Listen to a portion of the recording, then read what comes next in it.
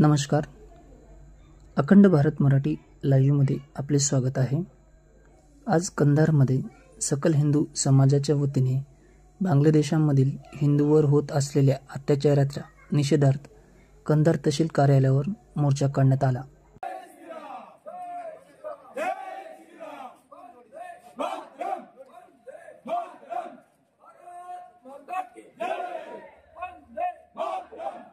हिंदू धर्म की जय.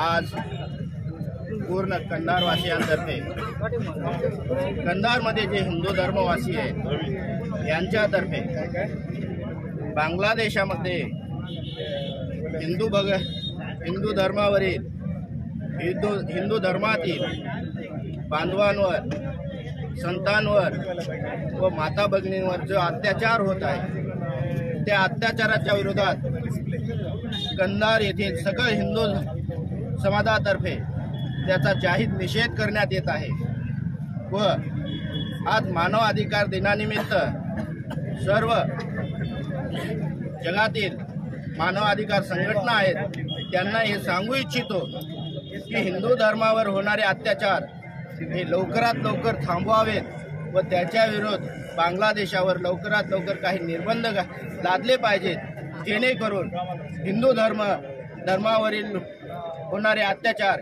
हे थांबावे. एवढीच या ठिकाणी सकल हिंदू धर्मातर्फे मी विनंती करतो. हिंदूंवर आण्विक अत्याचार होत आहे. मंदिरं तोडले जाते, साधू संतांची हत्या केली जात आहे, त्यांना जेलमध्ये टाकले जात आहे. या संबंधित मानवाधिकार संघटना कुठलीही वाच्यता करत नाही. आज 10 डिसेंबर आहे, जागतिक मानवाधिकार दिवस आहे. त्या निमित्तानं त्यांच्याकडे लक्ष वेधण्यासाठी कंधारमधील सकल हिंदू समाजाच्या वतीनं तहसील कार्यालयावर आक्रोश मोर्चा काढण्यात आला व त्या मानवाधिकार संघटनेला जागृत करण्यासाठी व बांगलादेशमध्ये हिंदूंवर अत्याचार थांबवण्यासाठी साधू संत महंत व सकल हिंदू समाजाच्या वतीनं आज निषेध मोर्चा काढून माननीय तहसीलदारांना निवेदन दिलेलं आहे.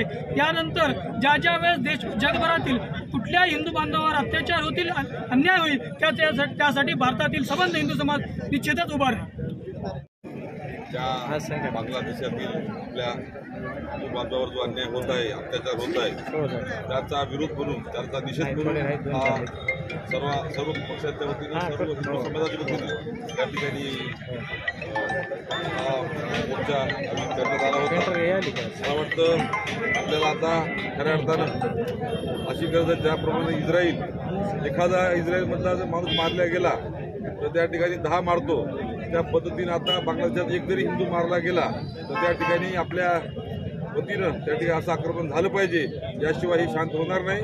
कारण ही अवलाद आपलीच आहे आणि आपलीच अवलाद आपल्याला उलटत असेल तर भारतानं सांगितल्याप्रमाणे त्यांना धडा शिकवण्याचं काम आपल्या या ठिकाणी करावं लागणार आहे. आणि आपली मागणी फक्त बांगलादेशातील हिंदू या ठिकाणी वाचावा ही नाही, तर अखंड भारत या ठिकाणी एकत्र आला पाहिजे. आणि पुन्हा एकदा या जगात अखंड भारताचं स्वराज्य या ठिकाणी निर्माण झालं पाहिजे ही भावना घेऊन आपण या ठिकाणी काम करणं आपल्याला गरजेचं आहे.